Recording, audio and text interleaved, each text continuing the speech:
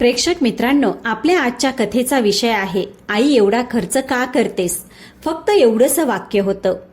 पण त्या दिवशी 60 वर्षाच्या सुनंदाताईंच्या मनात काहीतरी तुटलं होतं. ज्या मुलासाठी त्यांनी आयुष्यातला प्रत्येक आनंद गहाण ठेवला होता, ज्याच्या शिक्षणाची फी भरण्यासाठी स्वतःचे दागिने विकले होते, आज तोच मुलगा त्यांच्या औषधांचा, कपड्यांचा आणि त्यांच्या छोट्या छोट्या आवडीनिवडींचा हिशोब मागत होता.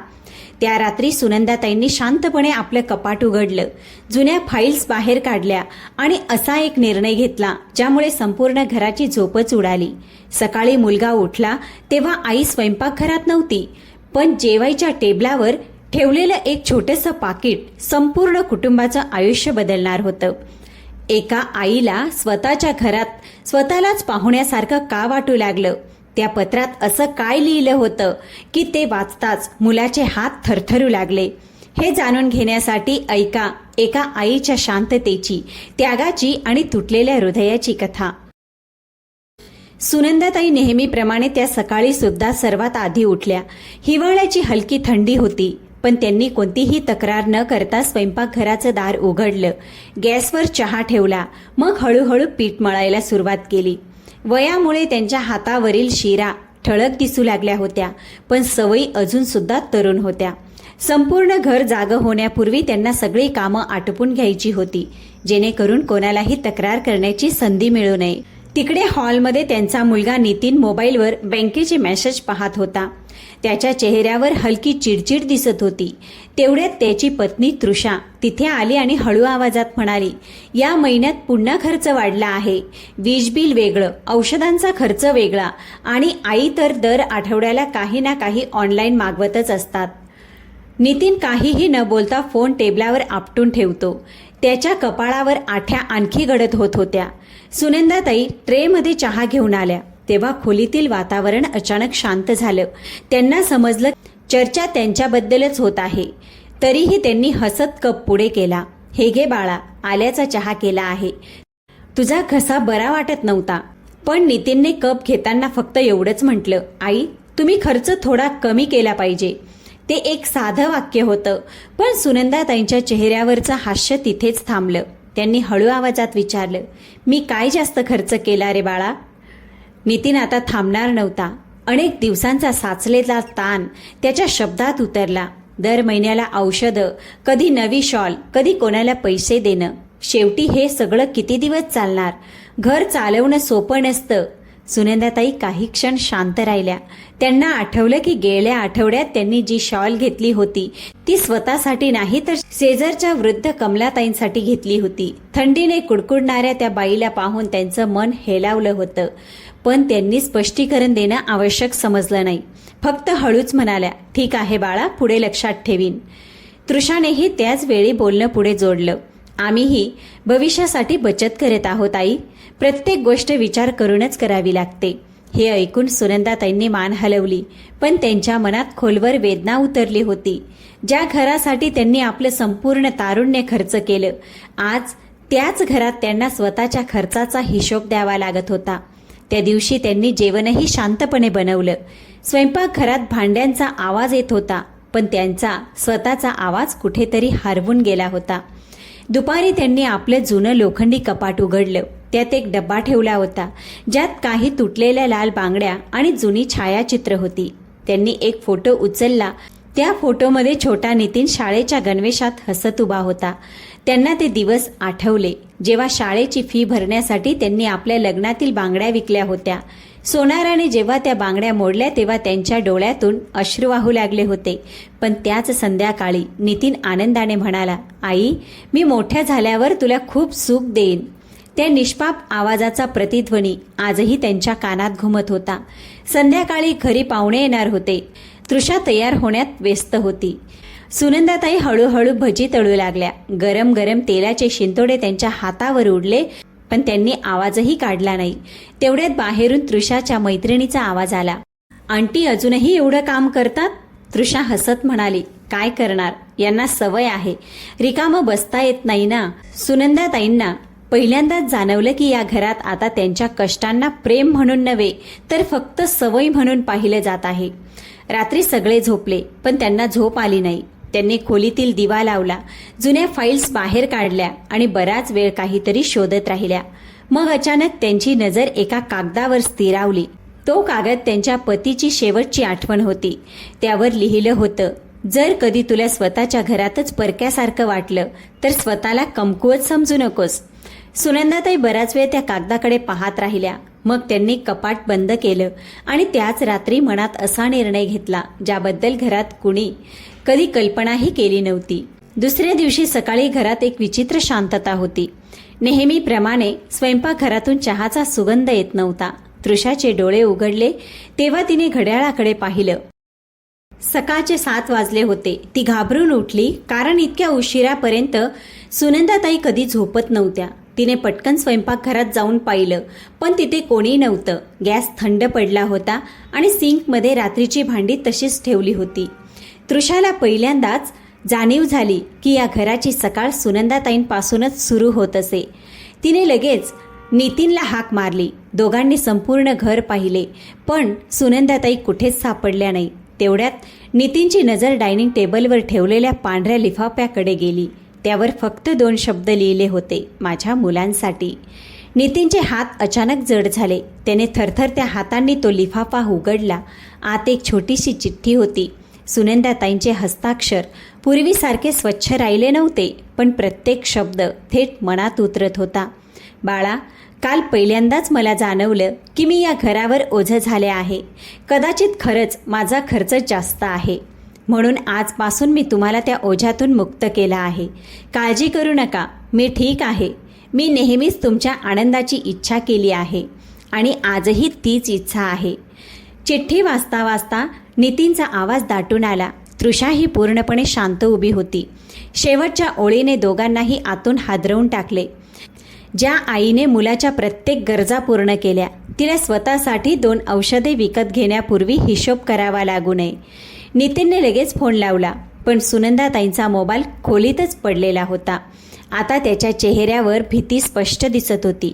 त्याला पहिल्यांदा जाणवलं की त्याने फक्त काही शब्द बोलले नव्हते, त्याने आपल्या आईचं मन दुखावलं होतं. पूर्ण दिवस दोघे त्यांना शोधत राहिले. नातेवाईकांना फोन केले, मंदिरात चौकशी केली, शेजाऱ्यांशी बोलले, पण काही बातमी मिळाली नाही. संध्याकाळपर्यंत नितीनचा चेहरा थकवा आणि पश्चातापाने भरून गेला होता. तो वारंवार तीच गोष्ट आठवत होता, इतका खर्च का करता. तिकडे शहराच्या दुसऱ्या टोकाला सुनंदाताई एका छोट्याशा वृद्ध आश्रमाच्या खोलीत बसल्या होत्या. खोलीत फक्त एक खाट, एक खुर्ची आणि एक छोटीशी खिडकी होती. त्यांनी आपल्या पिशवीतून पतीचा फोटो काढला आणि हळूच म्हणाल्या, शामराव, कदाचित आता मी खरंच थकले आहे. वृद्ध आश्रमाच्या संचालिका मीराताई त्यांच्या जवळ आल्या. त्यांनी प्रेमाने विचारलं, काही खाणार का? सुनंदाताईंनी हसण्याचा प्रयत्न केला. भूक नाही ग ताई, फक्त मन थोडं जड आहे. मीराताईंनी त्यांचा हात हलकेच दाबला आणि म्हणाल्या, इथे येणाऱ्या प्रत्येक माणसाची गोष्ट वेगळी असते, पण दुःख जवळजवळ सारखेच असतात. रात्री सुनंदाताई खिडकीजवळ बसून बाहेर पाहत होत्या. रस्त्यावर लोक आपापल्या घरांकडे परतत होते. त्यांना अचानक आठवलं की लहानपणी नितीन शाळेतून परतताच सर्वात आधी त्यांनाच शोधायचा. आई बघ ना, आज मला स्टार मिळाला, तो आनंदाने ओरडायचा. त्यांच्या डोळ्यात पाणी आले. त्यांनी मनोमन स्वतःलाच प्रश्न विचारला, मुलं मोठी झाल्यावर खरेच बदलतात का, की काळ हळूहळू नात्यांमधली ऊब हिरावून घेतो. तिकडे त्याच वेळी नितीन आपल्या खोलीत आईचे जुने फोटो पाहत होता. एका फोटोमध्ये सुनंदाताई शिवणयंत्र चालवत होत्या. त्याला आठवलं की कॉलेजची फी भरण्यासाठी आई रात्रभर कपडे शिवायची. तेव्हा त्याने कधी विचारलं नव्हतं की आई किती थकत असेल. आता त्याला स्वतःचं प्रत्येक वाक्य विषासारखं वाटत होतं. तृषाही शांत होती. तिलाही पहिल्यांदाच जाणवलं की घरातील सर्वात स्वस्त समजला गेलेला आणि सर्वात दुर्लक्षित केलेला माणूस तोच होता, ज्याने या घराला खरं कुटुंब बनवलं होतं. पण त्यांना हे माहीत नव्हतं की सुनंदाताई फक्त घर सोडून गेल्या नव्हत्या, त्या आपल्यासोबत त्या घराचं भाग्य, समाधान आणि नात्यांमधली ऊबसुद्धा घेऊन गेल्या होत्या. तिसऱ्या दिवशीही घर तसंच ओसाड पडलं होतं. स्वयंपाकघरात अजूनही तीच भांडी ठेवली होती, जी सुनंदाताई रोज रात्री झोपण्यापूर्वी घासून पुसून चमकवत असत. तृषाने सगळं सांभाळण्याचा प्रयत्न तर केला, पण घर जणू तिच्या हातातून निष्ठच चाललं होतं. गॅसवर ठेवलेली डाळ करपली होती. कपडे मशीनमध्ये पडून राहिल्यामुळे त्यांना दुर्गंधी येऊ लागली होती आणि संपूर्ण घरात एक विचित्र अस्वस्थता पसरली होती. नितीन ऑफिस जाण्यासाठी तयार झाला, पण दारापर्यंत पोहोचून थांबला. आधी रोज आई मागून आवाज द्यायची, डबा न्यायला विसरू नकोस. आज कोणताच आवाज नाही. त्याने स्वतःच टेबलावर ठेवलेला रिकामा डबा पाहिला आणि त्याचा गळा दाटून आला. त्याला पहिल्यांदाच जाणवलं की आई फक्त जेवण बनवत नव्हती, त्या घराला जिवंत ठेवत होती. ऑफिसमध्येही त्याचं मन लागत नव्हतं. नजर संगणकाच्या पडद्यावर होती, पण मन पुन्हा पुन्हा आईच्या चेहऱ्यावर अडकत होतं. तेवढ्यात त्याच्या मोबाईलवर बँकेचा संदेश आला. त्याने सहज खाते तपासले आणि अचानक त्याचे डोळे विस्फारले. दर महिन्याला जी छोटी छोटी रक्कम खात्यात जमा व्हायची ती यावेळी आली नव्हती. त्याला आठवलं की गेली अनेक वर्ष आई आपल्या शिवणकाम आणि पेन्शनचे पैसे गुपचूप घर खर्चात घालत होती. कधी वीज बिल भरायची तर कधी किराण्याचं सामान आणून द्यायची, पण त्यांनी कधीही त्याचा गवगवा केला नाही आणि तो मात्र त्यांनाच खर्च समजत राहिला. संध्याकाळी तो घरी परतला तेव्हा तृषा सोफ्यावर बसून रडत होती. आज दूधवाला पैसे मागत होता. मी म्हणाले नंतर देईन, तर उलट बोलू लागला. नितीन शांत राहिला. त्याला समजत नव्हतं की अचानक सगळं इतकं जड का वाटू लागलं आहे. तेवढ्यात त्याची नजर कोपऱ्यात ठेवलेल्या शिवण यंत्रावर पडली. मशीन शांत होतं, पण जणू त्यात दडलेल्या अनेक वर्षांच्या कष्टांचा आवाज आता ऐकू येऊ लागला होता. त्या रात्री नितीन आईच्या खोलीत गेला. कपाट अजूनही उघडच होतं. त्याने हळूहळू सामान पाहायला सुरुवात केली. जुने कपडे, औषधांच्या चिठ्ठ्या, काही फोटो आणि खाली एक छोटीशी डायरी. त्याने थरथर त्या हातांनी डायरी उघडली. पहिल्याच पानावर लिहिलं होतं, आज नितीनला पहिली नोकरी मिळाली. देवा, माझ्या मुलाचं आयुष्य सोपं ठेव. त्याला कधी माझ्यासारख्या मजबुरी पाहायला लागू नयेत. त्याचे हात थरथरू लागले. त्याने पुढे वाचलं. या महिन्यात औषधं घेतली नाहीत. पैसे कमी पडत होते. नितीनची EMI भरायची होती. नितीनच्या डोळ्यातून अश्रू वाहू लागले. त्याला आठवलं, आई अनेकदा म्हणायची की गुडघे दुखतात, पण तो नेहमी उत्तर द्यायचा, थोडी स्वतःची काळजी घेत जा आई. त्याने कधी हे जाणून घेण्याचा प्रयत्न केला नाही की आईला स्वतःची काळजी घेणं खरंच जमत होतं की नाही. तिकडे वृद्धाश्रमात सुनंदाताई हळूहळू तिथल्या लोकांमध्ये मिसळू लागल्या होत्या. तिथल्या प्रत्येक चेहऱ्यामागे एक अपूर्ण कथा होती. कोणाला मुलाने सोडलं होतं, कोणीतरी सुनेच्या रागाचा बळी ठरलं होतं, पण सर्वात जास्त वेदना या गोष्टीची होती की त्या सगळ्यांची मुलं जिवंत होती, तरीही ते एकटे होते. पण संध्याकाळी वृद्धाश्रमात राहणाऱ्या शांताबाई अचानक आजारी पडल्या. सगळे घाबरले, पण सुनंदाताई लगेच त्यांच्याजवळ बसल्या. त्यांनी त्यांना पाणी पाजलं, कपाळ दाबलं आणि संपूर्ण रात्र त्यांच्याजवळ बसून राहिल्या. मीरा दूर उभ्या राहून त्यांना पाहत होत्या. सकाळी त्यांनी म्हटलं, तुमचं मन खूप मोठं आहे सुनंदाताई. सुनंदाताईंनी हलकंसं हसलं. आईचं मन कधी लहान नसतं, फक्त कधीकधी तिची स्वतःची मुलं तिला समजू शकत नाही. तिकडे नितीन आता सर्वत्र आईला शोधत होता. मंदिर, रुग्णालय, नातेवाईक, अगदी रेल्वे स्टेशनसुद्धा. पांढरी साडी घातलेल्या प्रत्येक वृद्ध स्त्रीमध्ये त्याला स्वतःची आई दिसू लागली. त्याच्या मनातली भीती वाढत चालली होती. त्याला वाटू लागलं होतं की कदाचित त्याने आयुष्यातली सर्वात मोठी चूक केली आहे. रात्री तो आईच्या खोलीतच झोपला. मध्यरात्री त्याची नजर भिंतीवर टांगलेल्या एका जुन्या फोटोवर गेली. त्या फोटोमध्ये लहानपणीचा नितीन आईच्या मांडीवर होता. मागे लिहिलं होतं, माझं संपूर्ण विश्व. त्या एका ओळीने त्याला आतून पूर्णपणे मोडून टाकलं. ज्या आईचं संपूर्ण जग फक्त तिचा मुलगा होता, त्याच मुलाने एक दिवस तिला ही जाणीव करून दिली की ती या घरावर ओझा आहे. दुसऱ्या दिवशी सकाळी नितीन नाश्ता न करताच घराबाहेर पडला. त्याच्या मनात फक्त एकच विचार घोळत होता, आई शेवटी गेली तरी कुठे. 3 दिवसापूर्वीपर्यंत जी स्त्री या घराची प्रत्येक धडधड होती, आज तिचा काही पत्ता नव्हता. रस्त्यावर चालताना त्याला प्रत्येक वृद्ध चेहरा स्वतःच्या आईसारखाच वाटू लागला होता. तो सर्वप्रथम त्या जुन्या वस्तीत पोचला, जिथे त्याचं बालपण गेलं होतं. तिथल्या अरुंद गल्ल्या अजूनही तशाच होत्या. कोपऱ्यावरच्या दुकानात बसलेले वृद्ध रमेश काका त्याला पाहत म्हणाले, अरे नितीन, कित्येक वर्षांनी आलास. नितीनने घाईघाईने विचारलं, काका आई इथे आली होती का. रमेश काकांचा चेहरा अचानक गंभीर झाला. त्यांनी खोल श्वास घेतला आणि म्हणाले, सुनंदा वहिनीसारखी स्त्री आता कुठे मिळते रे बाळा. तुझे वडील गेले तेव्हा ती एकटीच दिवस रात्र कष्ट करत राहायची. अनेकदा स्वतः उपाशी राहायची, पण तुला दूध मात्र नक्की पाजायची. नितीन शांत झाला. त्याला असं वाटत होतं की प्रत्येक माणूस त्यालाच त्याच्या चुका दाखवत आहे. तेवढ्यात रमेश काका आत गेले आणि एक जुना लिफाफा घेऊन आले. हा तुझी आई अनेक वर्षापूर्वी इथे विसरून गेली होती. कदाचित आता तुला तो पाहायला हवा.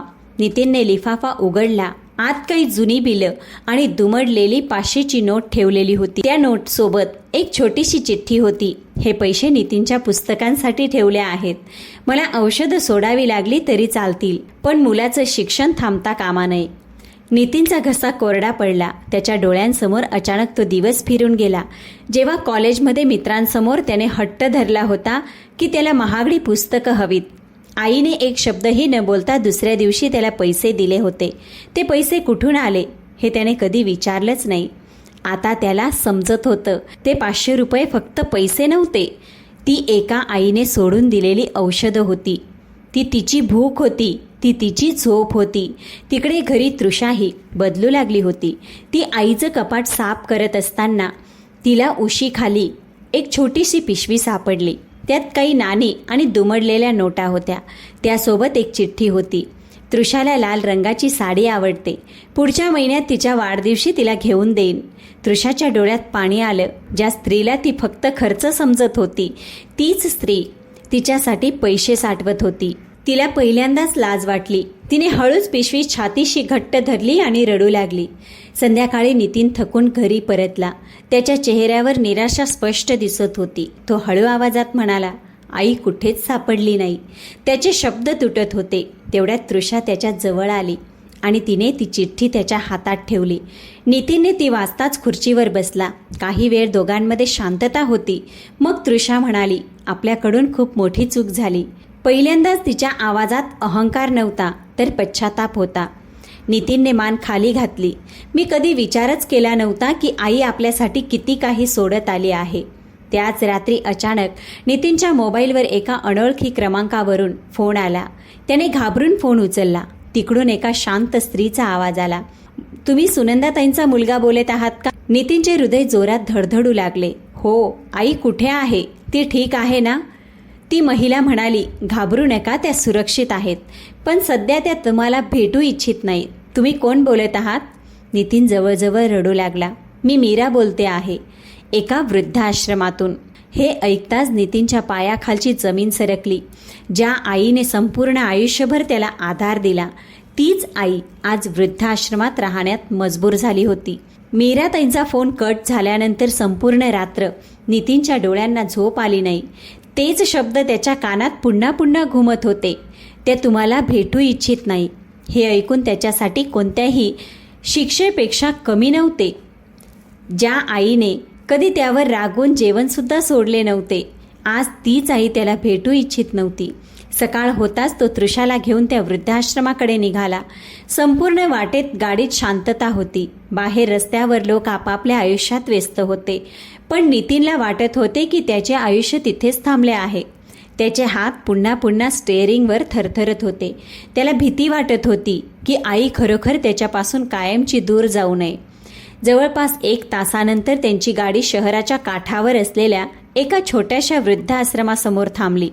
लोखंडी जुने गेट, भिंतीवरील उखडलेला रंग आणि वरांड्यात बसलेले काही वृद्ध, हे सर्व पाहून नितीनचे मन खचले. त्याला विश्वास बसत नव्हता की त्याची आई इथे राहत असेल. मीराताईंनी त्याला कार्यालयात नेले. त्यांच्या चेहऱ्यावर कठोरपणा नव्हता, पण खोल समज होती. त्यांनी थेट सांगितले, सुनंदाताई जिथे स्वतःच्या इच्छेने आल्या आहेत आणि त्यांनी स्पष्ट सांगितले आहे की सध्या त्यांना घरी परत जायचे नाही. नितीनचे डोळे भरून आले. फक्त एक वेळ त्यांची भेट घडवून द्या. मला आईची माफी मागायची आहे. मीराताई काही क्षण शांत राहिल्या, मग म्हणाल्या, माफी शब्दांनी नाही तर जाणीवेने मिळते. येथे येणाऱ्या प्रत्येक वृद्धाची कहाणी वेगळी असते, पण वेदना सारखीच असते. स्वतःच्या घरात स्वतःलाच परकं वाटणं, तेवढ्यात बाहेर वरांड्यात थोडी हालचाल झाली. नितीनने वळून पाहिलं. पांढरी सुती साडी घातलेल्या सुनंदाताई हळूहळू एका वृद्ध महिलेला आधार देत बसत होत्या. त्यांच्या चेहऱ्यावर तीच माया होती, पण आता त्यात आपलेपणाऐवजी अंतर आले होते. आई, नितीनचे ओठ थरथरले. सुनंदाताईंनी आवाज ऐकला. त्यांचा हात एका क्षणासाठी थांबला. त्यांनी हळूच मान वर केली. समोर मुलगा उभा होता. तोच मुलगा ज्याच्यासाठी त्यांनी संपूर्ण आयुष्य घालवले होते. त्यांच्या डोळ्यात पाणी आले, पण यावेळी त्यांनी स्वतःला सावरले. नितीन धावत त्यांच्याजवळ पोचला. आई, मला माफ कर. मी खूप चुकीचा वागलो आई. सुनंदाताई शांत आवाजात म्हणाल्या, चूक प्रत्येक माणसाकडून होते बाळा, पण काही शब्द मनात खूप खोलवर उतरतात. तृषाही रडत त्यांच्या पायाजवळ बसली. आई, आमच्यासोबत घरी चला. तुमच्याशिवाय घर म्हणजे घरच वाटत नाही. सुनंदाताईंनी हळू तिचे डोके वर केले. जेव्हा मी घरी होते तेव्हा खरंच ते घर माझे होते का? त्यांच्या या प्रश्नाने दोघांनाही गप्प केले. वरांड्यात बसलेले इतर वृद्धही शांतपणे त्यांच्याकडे पाहत होते. जणू प्रत्येकाला स्वतःची कहाणी आठवली होती. तेवढ्यात एक छोटा मुलगा धावत आला आणि सुनंदाताईंच्या हातात कागद देत म्हणाला, आजी, बघा मी फूल काढलं आहे. सुनंदाताई लगेच हसल्या. त्यांनी प्रेमाने त्याच्या डोक्यावर हात फिरवला. नितीनने आश्चर्याने विचारले, हा मुलगा? जवळच्या झोपडपट्टीतील मुलांना सुनंदाताई शिकवतात. येथे आल्यानंतर त्यांनी स्वतःहून हे सुरू केलं आहे. रोज संध्याकाळी मुलं त्यांची वाट पाहतात. सुनंदाताईंकडे पाहत राहिल्या. नितीन आईकडे पाहतच राहिला. ज्या स्त्रीला त्याने स्वतःच्या घरात ओझे समजले होते, तीच स्त्री येथे अनेक लोकांच्या आयुष्याचा आधार बनली होती. काही वेळाने सुनंदाताई उठल्या आणि म्हणाल्या, तुम्ही दोघे जा बाळा, मला येथे शांतता मिळते. आई, एक संधी तर दे. नितीन जवळजवळ पूर्णपणे तुटून गेला होता. सुनंदाताईंनी त्याच्याकडे पाहिलं. त्यांच्या डोळ्यात राग नव्हता, फक्त थकवा होता. मी आयुष्यभर तुला समजून घेतलं बाळा, फक्त एकदा तूही समजून घेण्याचा प्रयत्न कर की आईला सर्वात जास्त वेदना कधी होतात. नितीन मान खाली घालून तिथेच उभा राहिला. त्या दिवशी त्याला पहिल्यांदाच जाणवलं की माणूस घर तेव्हाच सोडतं जेव्हा त्याचं मन आधीच तुटलेलं असतं. वृद्धाश्रमातून परत आल्यापासून घरचं वातावरण पूर्णपणे बदललं होतं. आता ना टीव्हीचा आवाज चांगला वाटत होता, ना जेवणाची चव लागत होती. तृषा शांतपणे आपलं काम करत राहायची आणि नितीन तासनतास आईचे जुने फोटो पाहत बसायचा. घरात सगळं काही होतं, पण समाधान कुठेतरी हरवलं होतं. एके संध्याकाळी नितीन पुन्हा आईचं कपाट आवरत होता. कपाटाच्या खाली त्याला एक जुना डब्बा सापडला. त्याने तो उघडला तर आत औषधांच्या अनेक चिठ्ठ्या आणि अर्धवट औषधांच्या पट्ट्या ठेवलेल्या होत्या. काही औषधं अनेक महिन्यापूर्वीची होती. सोबत डॉक्टरांचा अहवालही होता, ज्यात स्पष्ट लिहिलं होतं की गुडघ्यांवर सतत उपचार करणं आवश्यक आहे.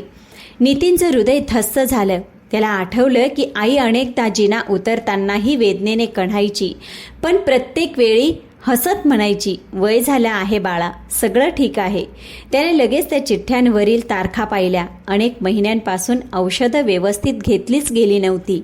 तेवढ्यात त्याला डायरीचं आणखी एक पान सापडलं. त्यावर लिहिलं होतं, या महिन्यात अर्धीच औषधं घेईन. नितीनच्या गाडीचा हप्ता भरायचा आहे. त्याला त्रास होईल तर मला बरं वाटणार नाही. हे वाचताच नितीनच्या डोळ्यातून अश्रू घळाघळा वाहू लागले. त्याला असं वाटलं जणू कुणीतरी त्याच्या छातीवर दगड ठेवला आहे. ज्या आईने स्वतःच्या वेदनांनाही खर्च समजून कमी केलं, त्याच आईला त्याने विचारलं होतं, इतका खर्च का करतेस? तिकडे वृद्धाश्रमात त्या दिवशी मुलांचा वर्ग सुरू होता. सुनंदाताई छोट्या छोट्या मुलांना गोष्ट सांगत होत्या. मुलं त्यांचं प्रत्येक शब्द मोठ्या लक्षपूर्वक ऐकत होते. त्यांच्यातील एक मुलगी गौरी अचानक म्हणाली, आजी, तुम्हाला मुलं नाहीत का? हा प्रश्न ऐकून काही क्षणासाठी सुनंदाताईंचा आवाज थांबला. मग त्यांनी हलकंसं हसत म्हटलं, आहेत ना, खूप छान आहेत. पण त्यांच्या डोळ्यातील ओलावा मात्र मीराताईंना लपला नाही. वर्ग संपल्यानंतर मीराताई त्यांच्या जवळ बसल्या आणि म्हणाल्या, तुम्ही तुमचं दुःख हास्य मागे लपवता. सुनंदाताई हसून म्हणाल्या, आई जर स्वतःच्या मुलांची तक्रार करू लागली तर मग या जगात ममताचा अर्थच काय उरेल? तिकडे त्याच रात्री नितीनने एक निर्णय घेतला. दुसऱ्या दिवशी तो पुन्हा वृद्धाश्रमात पोहोचला. यावेळी त्याच्या हातात कोणतंही कारण नव्हतं, फक्त आईची फक्त आईची अपुरी औषधं होती. सुनंदाताई वरांड्यात बसून लोकर विणत होत्या. नितीन त्याच्या समोर येऊन शांतपणे बसला. काही क्षण दोघांमध्ये फक्त शांतता होती.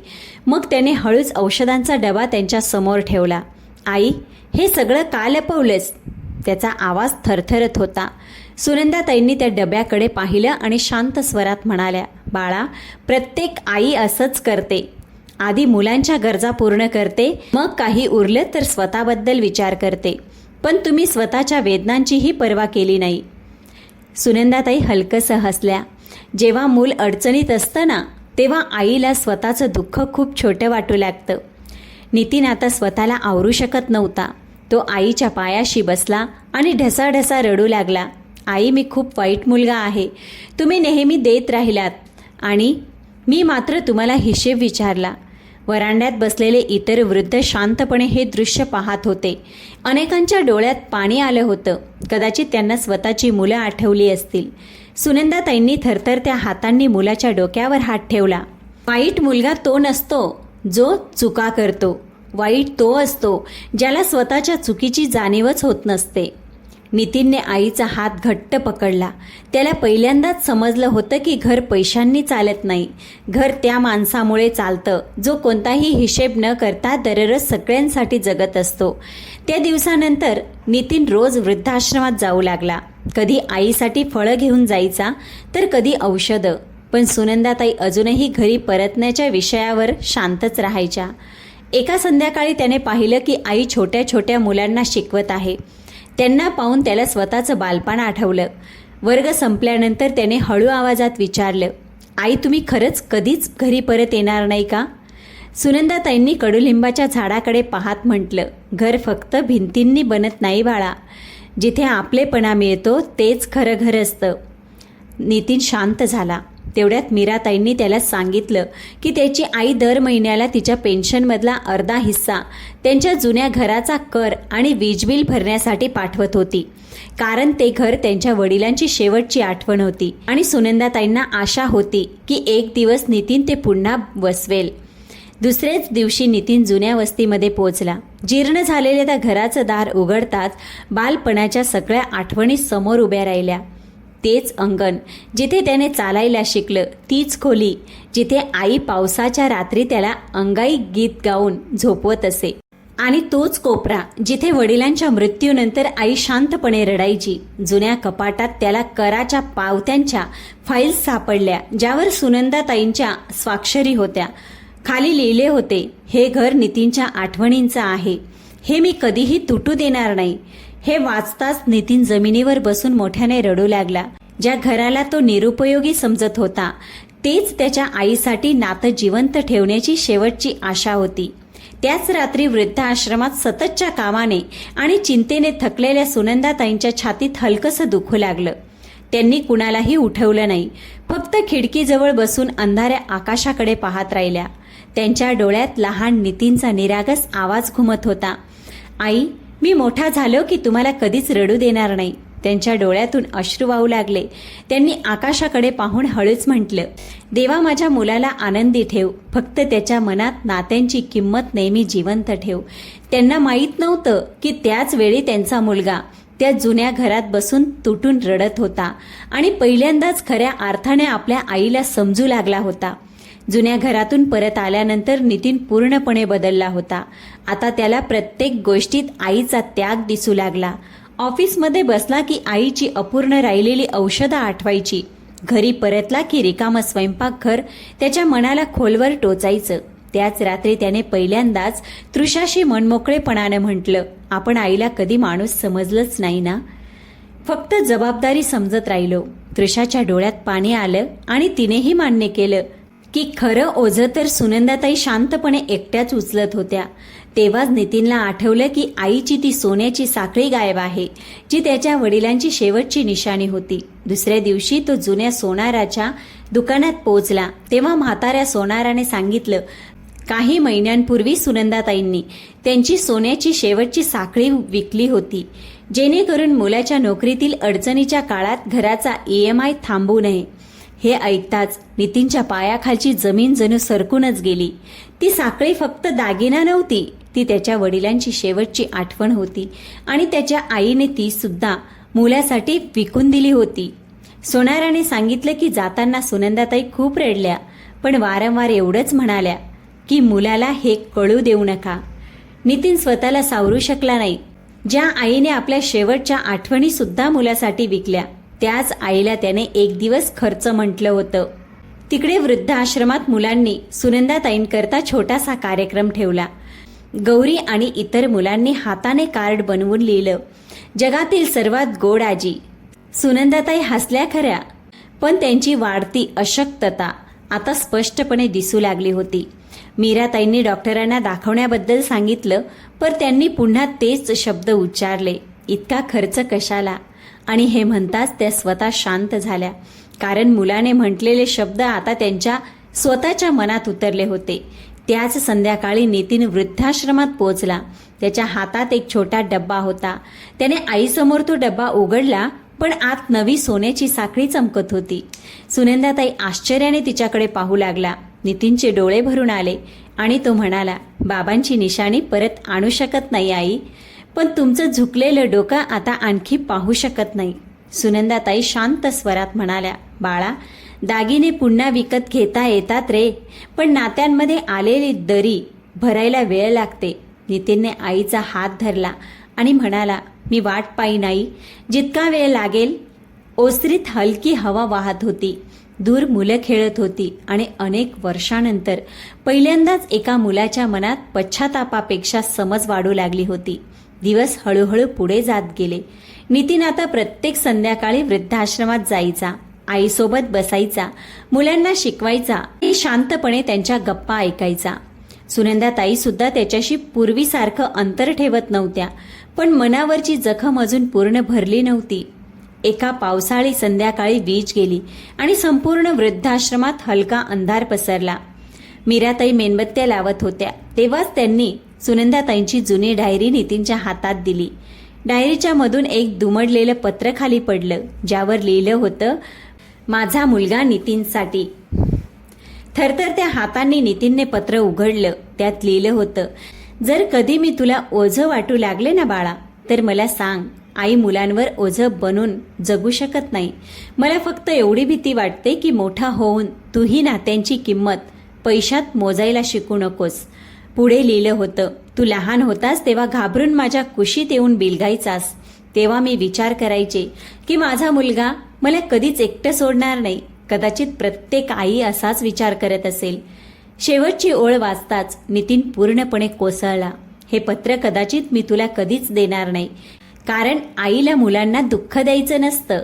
तो जमिनीवर बसून मोठ्याने रडू लागला. ते पत्र कधी पाठवलंच गेलं नव्हतं, पण त्यात एक आईचं पूर्ण तुटलेलं हृदय दडलं होतं.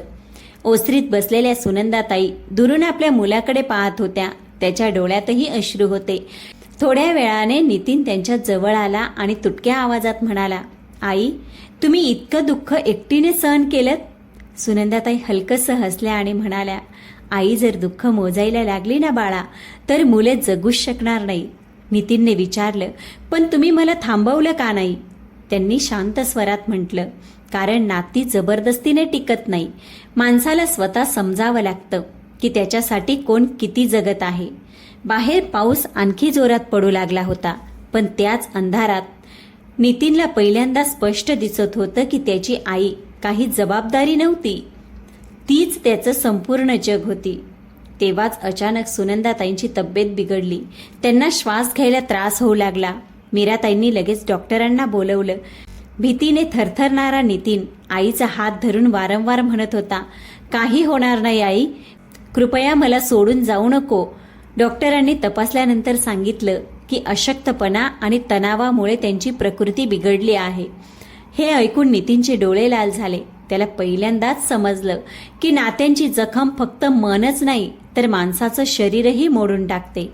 त्या रात्री आईच्या पलंगाशेजारी बसून त्याने मनोमन निर्णय घेतला की आता तो फक्त माफी मागणार नाही, तर आपल्या आईला तो सन्मान परत मिळवून देईन, ज्याची ती नेहमी हक्कदार होती. सकाळचं हलकं ऊन खिडकीतून आत येत होतं. सुनंदाताईंची तब्येत आता थोडी सुधारली होती आणि नितीन पूर्ण रात्र त्यांच्याजवळ बसून राहिला होता. त्याच्या डोळ्यात आता फक्त पश्चाताप नव्हता, तर आपल्या आईचा सन्मान परत मिळवून देण्याचा ठाम निर्धार होता. तेव्हाच वृद्धाश्रमाबाहेर गडबड सुरू झाली. वृद्ध आणि मुलं ओशरीत जमा होऊ लागले. मीराताई हसत सुनंदाताईंना बाहेर घेऊन आल्या. बाहेरचं दृश्य पाहून त्या थबकल्या. समोर तेच जुनं घर उभं होतं, पण आता बदललेलं. भिंतीवर नवा रंग होता. तुटलेल्या खिडक्या दुरुस्त झाल्या होत्या आणि दारावर फुलांची तोरणं सजली होती. नितीन ओलसर डोळ्यांनी त्यांच्या दिशेने आला आणि म्हणाला, आई, मी तुमचं घर पुन्हा उभं केलं. सुनंदाताई काही बोलू शकल्या नाही. नितीन थरथरत्या आवाजात पुढे आला, ज्या घराला मी निरुपयोगी समजत होतो तेच माझ्या मुळांचं घर होतं. तुम्ही ते म्हणूनच जपून ठेवलं, कारण तुम्हाला नाती तुटू द्यायची नव्हती. तेव्हाच तृषा पुढे आली. तिच्या डोळ्यातून अश्रू वाहत होते. तिने हात जोडून म्हटलं, आई, शक्य असेल तर आम्हाला अजून एक संधी द्या. सुनंदाताई शांतपणे त्या घराकडे पाहत राहिल्या, जिथे त्यांच्या संपूर्ण आयुष्याच्या आठवणी वसल्या होत्या. तेव्हा छोटी गौरी धावत आली आणि त्यांचा हात धरून निरागसपणे म्हणाली, आजी, आता तुम्ही आम्हाला सोडून जाणार नाही ना? हे ऐकताच सुनंदाताईंचे डोळे भरून आले. त्यांनी त्या छोट्या मुलीला मिठी मारली. मीराताई हसत म्हणाल्या, काही लोक घर बांधतात आणि काही लोक घराला कुटुंब बनवतात. तुम्ही दुसऱ्या प्रकारच्या व्यक्ती आहात सुनंदाताई. तेव्हाच नितीन आईसमोर गुडघ्यावर बसला आणि म्हणाला, आई, तुमचे सगळे अश्रू परत तर आणू शकत नाही, पण आता आयुष्यात एकही दिवस असा येऊ देणार नाही की तुम्हाला स्वतःला ओझं वाटेल. ओसरीत शांतता पसरली. फक्त वाऱ्याचा आवाज ऐकू येत होता. सुनंदाताईंनी थरथरत्या हातांनी मुलाचा चेहरा वर केला आणि हळूच म्हणाल्या, बाळा, आई मुलावर रागू शकते, पण त्यांच्यावर प्रेम करणं कधी सोडू शकत नाही. एवढंच ऐकता नितीन आईच्या गळ्यात पडून मोठ्याने रडू लागला. तृषाही त्यांच्या जवळ बसली. अनेक वर्षानंतर ते कुटुंब पुन्हा एकत्र रडत होते, पण यावेळी हे अश्रू नाती तोडत नव्हते, ते जोडत होते. काही दिवसांनी सुनंदाताई पुन्हा त्या जुन्या घरात राहायला गेल्या. आता घराचं वातावरण बदललं होतं. सकाळी पुन्हा स्वयंपाकघरातून चहाचा सुगंध यायला सुरुवात झाली. नितीन ऑफिसला जाताना आईच्या पायांना स्पर्श करायचा आणि तृषा त्यांच्यासोबत बसून स्वयंपाक करायची. सर्वात महत्वाची गोष्ट म्हणजे आता कुणीही सुनंदाताईंना हे कधी विचारलं नाही, इतका खर्च का करतेस? कारण आता सगळ्यांना समजलं होतं की खर्च आई करत नाही, आई तर संपूर्ण आयुष्य आपल्या मुलांवर स्वतःला खर्च करून टाकते. प्रेक्षक मित्रांनो, जर या कथेने तुमच्या मनाला स्पर्श केला असेल, ही कथा जर का तुमच्या हृदयाला भिडली असेल, तर कॉमेंटमध्ये आई शब्द नक्की लिहा. आपण कधी आपल्या आईवडिलांच्या त्यागाची खरी किंमत समजू शकतो का? आणि जर तुम्हीही तुमच्या आईवर प्रेम करत असाल तर व्हिडिओला एक लाईक अवश्य करा. कथा फक्त ऐकण्यासाठी नसतात, त्या आयुष्य बदलण्यासाठी असतात. चला तर प्रेक्षक मित्रांनो, या कथेबद्दलचं आपलं मत कमेंटमध्ये मांडायला विसरू नका.